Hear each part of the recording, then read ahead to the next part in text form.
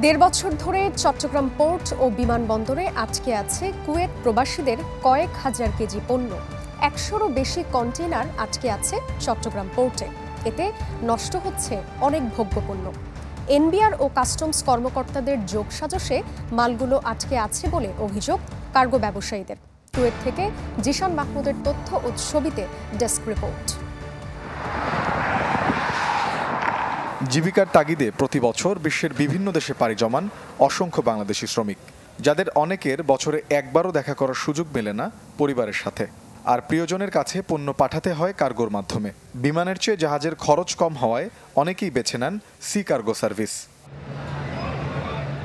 কিন্তু চট্টগ্রাম বন্দরে আটকে আছে কুয়েত প্রবাসীদের ১০০রও বেশি কন্টেইনার। অন্যদিকে ঢাকা ও চট্টগ্রাম বিমানবন্দরে থমকে আছে হাজার হাজার কেজি পণ্য।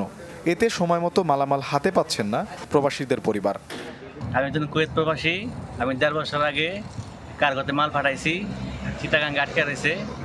এই মাল আমার পরিবারের জন্য আমি কিছু পাঠাইছিলাম, কিন্তু এখন আমার মাল পাইনি গে। কার্গোতে যেই মালামাল পাঠাই ফ্যামিলির জন্য, এই মালামাল তারা দিচ্ছে না, বাংলাদেশে কাস্টমে আটকেই রাখছে। এই সমাধান আমরা তাড়াতাড়ি চাই। আমরা প্রবাসীরা ইচ্ছা থাকলেও 2 বছর 3 বছরের আগে দেশে যেতে পারি না। পরিবারের চাহিদা মেটাতে আমাদের নিজেদের প্রয়োজনে আমরা কার্গোর শরণাপন্ন হই। মাঝে মাঝেই আমরা এই কার্গো দিয়ে হয়রানির শিকার হই। 1 বছর 1.5 বছর পর্যন্ত অনেক সময় মাল আটকা থাকে।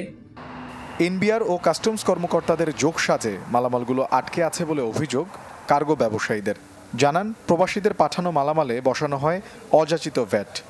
আমরা চাই শ্রীলঙ্কা, ইন্ডিয়া, ইন্দোনেশিয়া, ফিলিপাইন তাদের মতো করে আমরা যাতে বাংলাদেশে মালামাল পাঠাতে পারি। আমরা তো ট্যাক্স দিচ্ছি সরকারকে, তাহলে আমাদের মালামালগুলো কেউ আটকে রাখবে বাংলাদেশে? জরিমানা আসতেছে আমাদের নামে। দ্বিতীয় হচ্ছে কাস্টমারকে আমরা ক্ষতিপূরণ দিতে বাধ্য হচ্ছে। এখানে যদি আমরা কাস্টমারকে ক্ষতিপূরণ না দিই, আমরা বিভিন্ন সমস্যার সম্মুখীন হই। এই প্রবাসী মাটিতে প্রবাসীরা যেমন এখানে হয়রানি হচ্ছে, আমাদের কার্গো ব্যবসার সাথে জড়িত আমরা হয়রানি হচ্ছে। এখানে ভারত, পাকিস্তান, শ্রীলঙ্কা সহ বিভিন্ন দেশের প্রবাসীরা কোনো বাধা ছাড়াই কার্গোর মাধ্যমে খুব কম খরচে পণ্য পাঠান নিজ দেশে। তাই নির্বিঘ্নে মালামাল পাঠাতে নীতিমালা প্রণয়ন ও যথাযথ প্রয়োগের দাবি কুয়েত প্রবাসী বাংলাদেশিদের। Desk report, channel 24।